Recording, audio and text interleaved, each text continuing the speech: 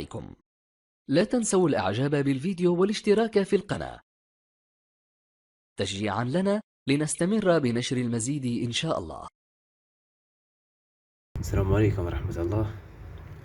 طبعا هذا بوري لحام عادي، وحاولنا نديره في نظام كورفة. تمام، عرفناها من الجنب حرفة بحيث ان شنو نلحم الانابيب داخلة في المكيف. يعني انابيب كيف هذينا مثلا تاع الشبكة الداخلية اللي مكثف فنلحم به. تمام، خذينا وصلة نفس ما هو البوري، فك الوصلة هذه وصلة تاع الاسطوانة الصغيرة اللي نعبي بها الغاز أو نسحب بها الغاز. تمام، الفكرة كالتالي: نفك البوري هذا،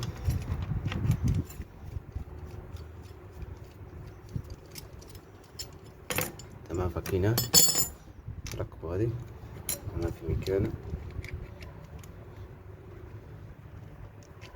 بعد التركيب نركب وصلة الكورفة اللي درناها نحن.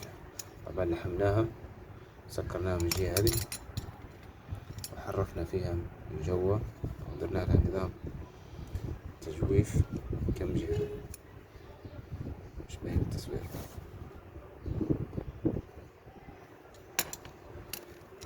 هذا من هنا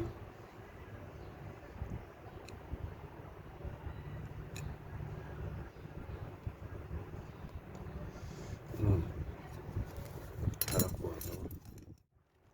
تمام، وهذه بحيث انك تسكر من فوق وتفتح باستثناء يعني هذه توكي تفتح وتسكر، وحتى هذه تفتح وتسكر من فوق، تسكر على الإبرة الداخلية. الإبرة الداخلية تسكر على الإبرة الداخلية بتاع التجويف. الإبرة اللي هنا مش باينة،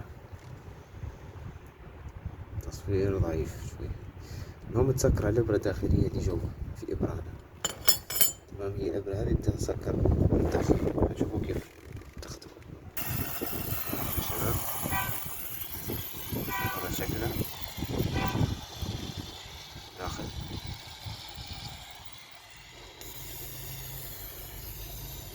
وندخل بين الأنابيب تبدأ تلحم. لاحظوا كيف أنا أول أبدأ أسكرها وأطلقها. لاحظ الإبرة،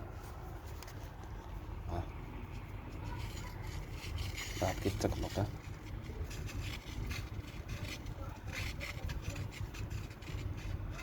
أنا هيك حليت، شفتها هيك حليتها.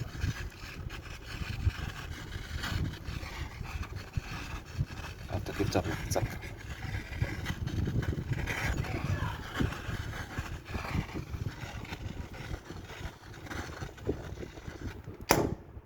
شفتوا كيف طفت؟